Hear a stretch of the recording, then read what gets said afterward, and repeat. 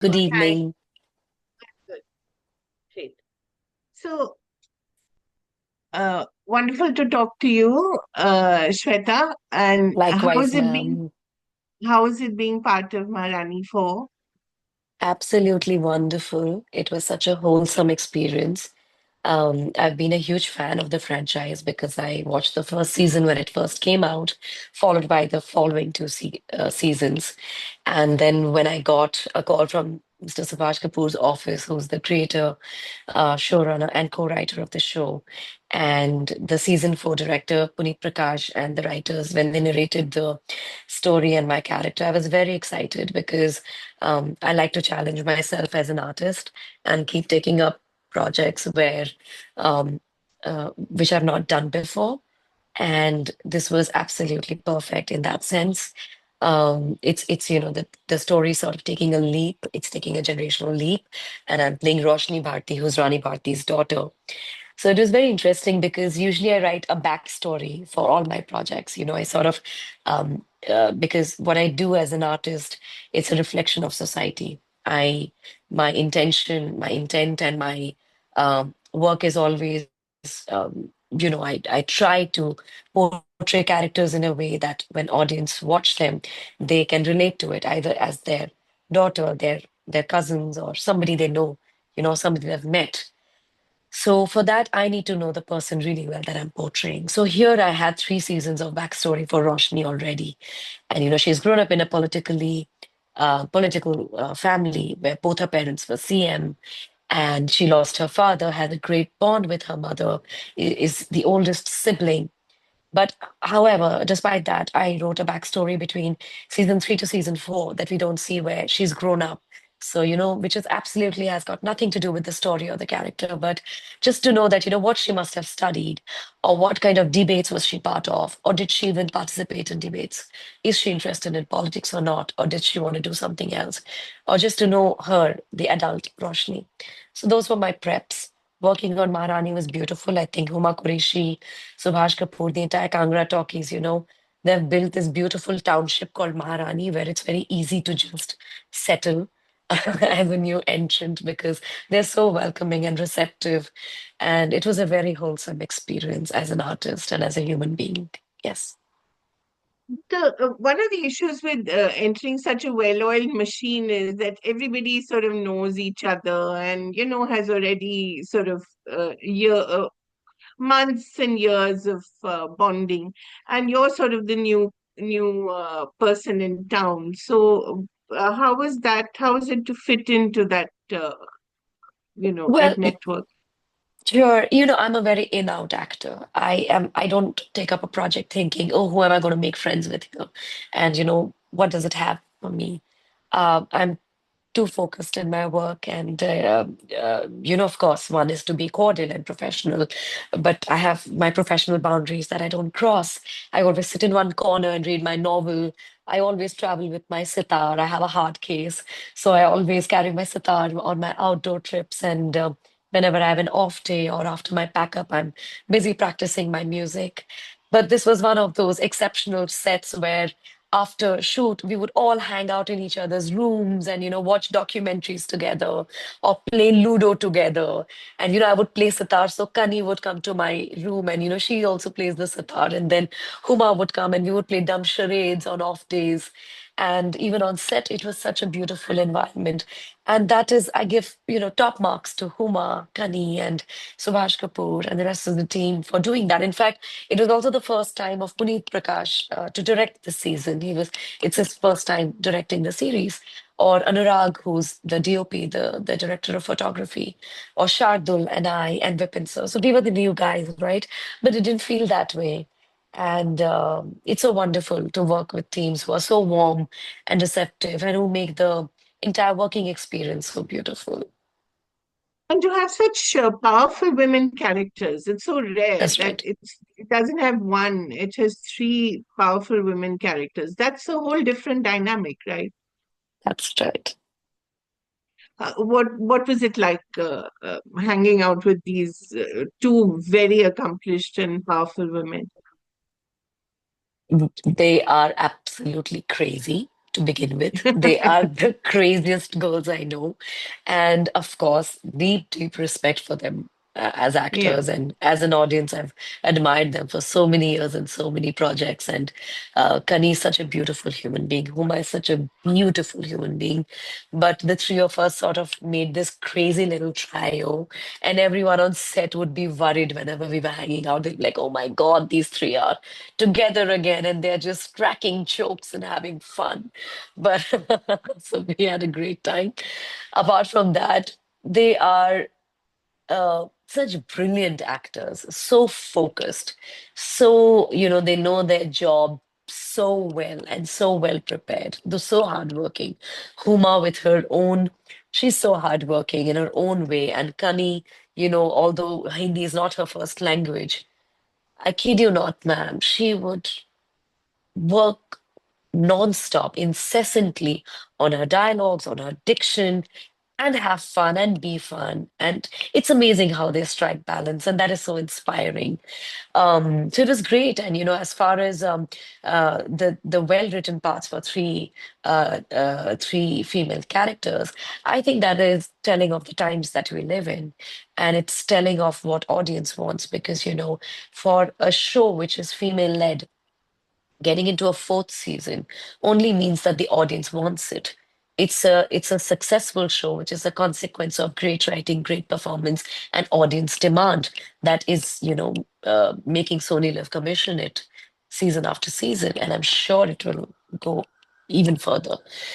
So, I mean, of course, great written female characters is not a recent phenomena. I mean, Ray had some great, Satyajit Ray used to write some wonderful female Of course. characters.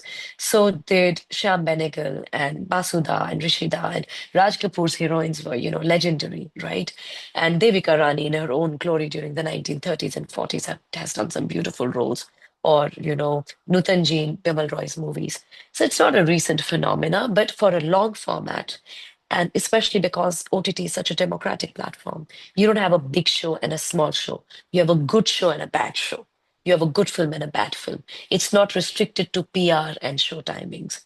So the entire autonomy remains with the audience. They choose what to watch, whether regional or international or Indian or whatever language. People are not scared of subtitles anymore. So I think we're living in a great time where audience is choosing to watch things. And if they're choosing to watch Maharani with female-led characters, congratulations. I think we live in a great time, I guess. And for actors, things obviously are better, but of late there seems to have been a bit of a slowdown as well. Is that true, or is that just something that we perceive from the outside?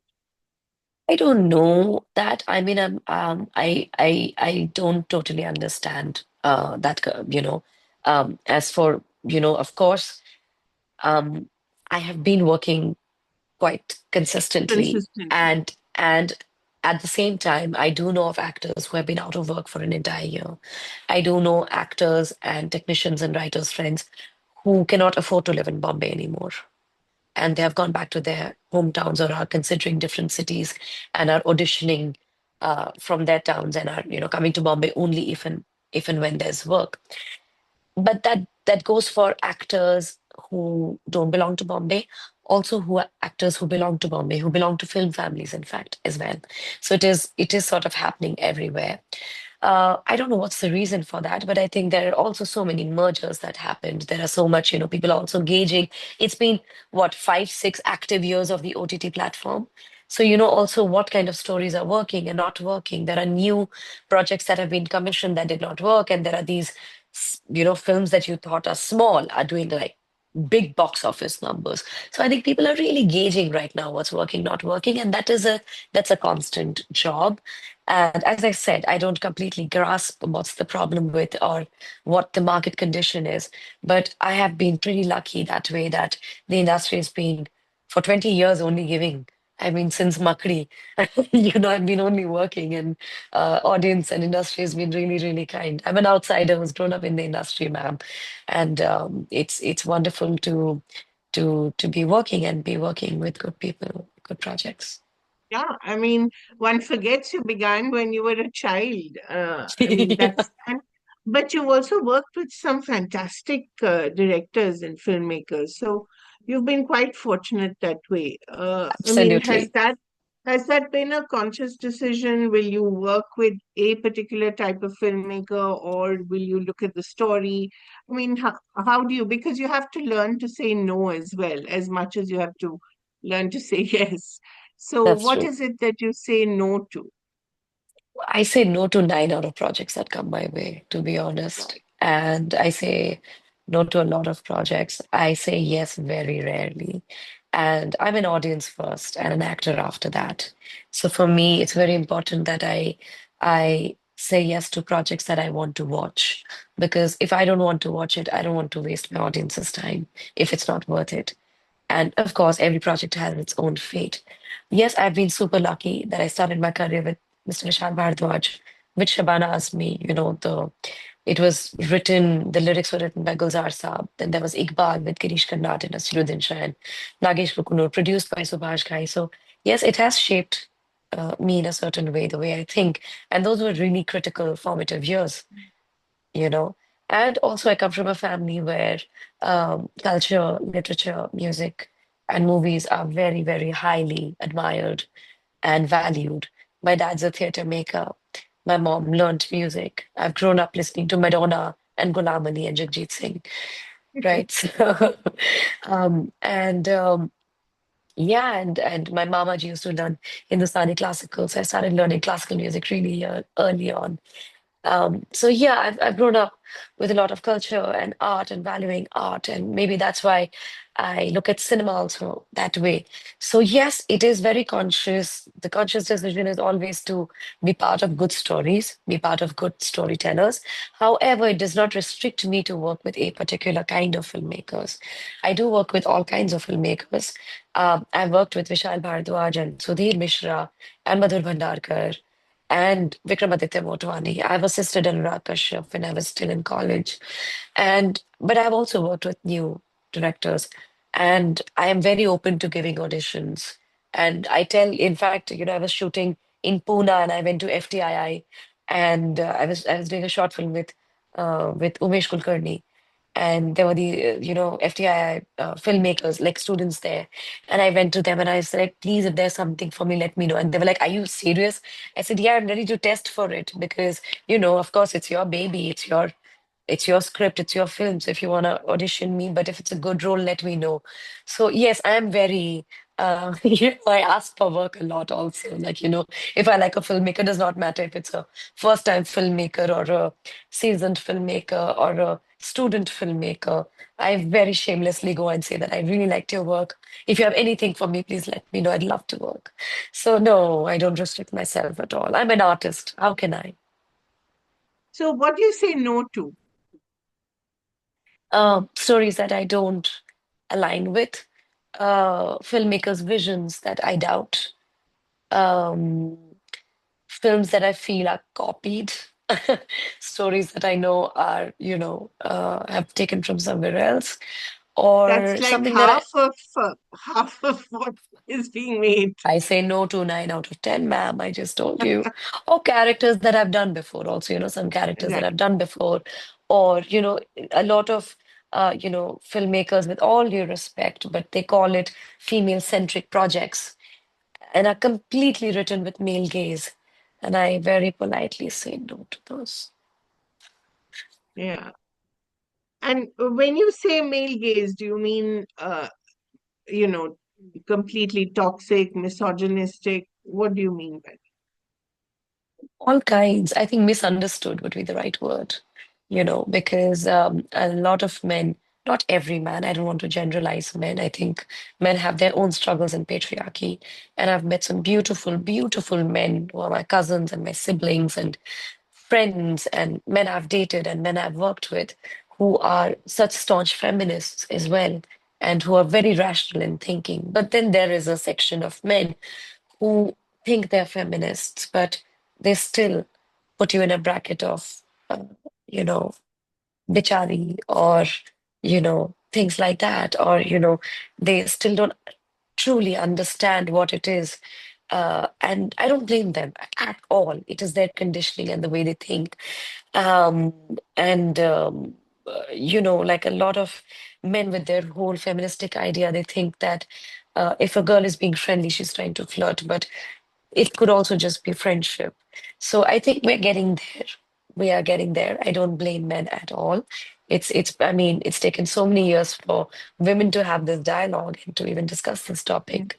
And men have been an equal victim of patriarchy. So when I say male gaze, I mean men misunderstanding uh, women, men not understanding it quite right. It's there, but it's not.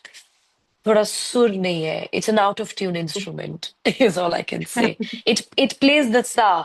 I can tell that your intention is to play sa re ga ma pa dha ni sa, but you need to just tune the instrument right, sir. You talked about playing the sitar and reading books in your spare time on the set. So what do you read and what do you I play? mean, oh, I am trained in Hindustani classical music. So I have completed 2 levels of sitar. The third level would earn me a diploma degree in Hindustani classical music. And so I play ragas. I have also started picking up tunes now. I play a lot of melodies, but uh, I love to play Rag Yaman and Rag Kafi. And I like to pick up songs that are based on Rag Yaman or in that Thaat. Thaat is, the school of the family of ragas.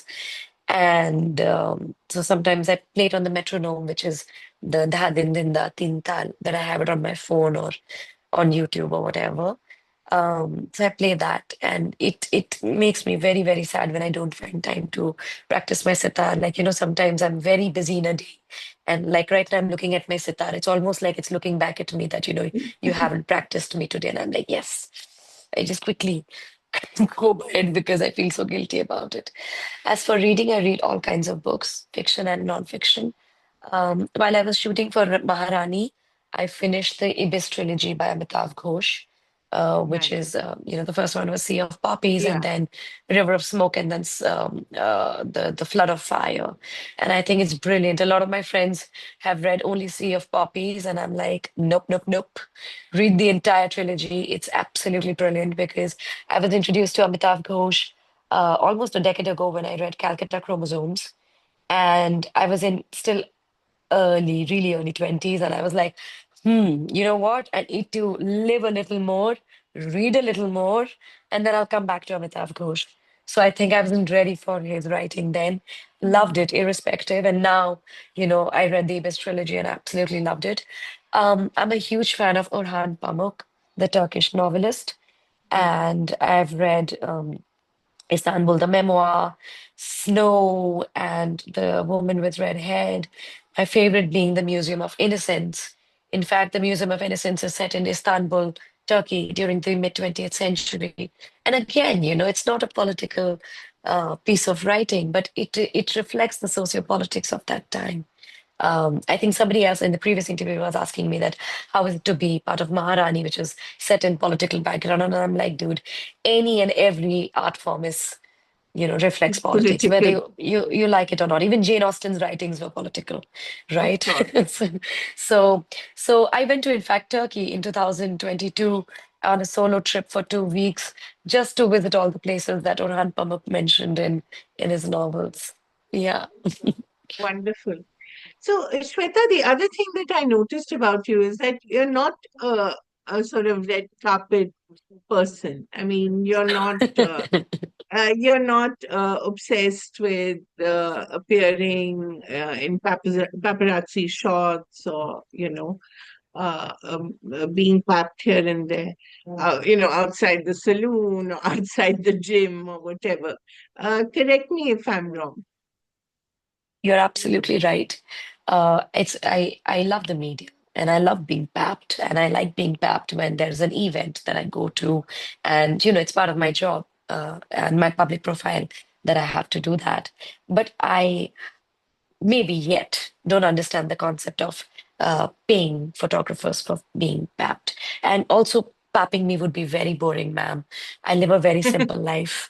And, I mean, I'll be papped outside my music school with my sitar on one side. I don't know how many people would want to see that.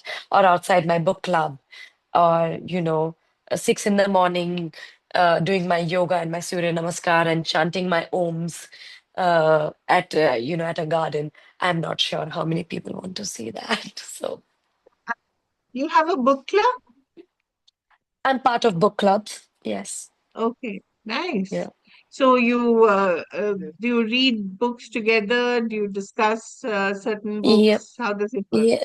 Yes, yes, yes. In fact, I'm part of a book club that, we have one book every month and we discuss. We have a WhatsApp group.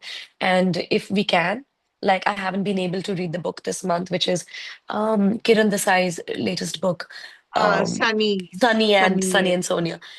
The Loneliness of Sunny and Sonia. Correct me if I'm Yeah, wrong, sorry. yeah, yeah. So it's very interesting. It's about Indian immigrants in early Right. 2000s America, right? So I haven't read it yet, and I think it's also a really thick novel. But I want to get to that. I really find the premise very interesting.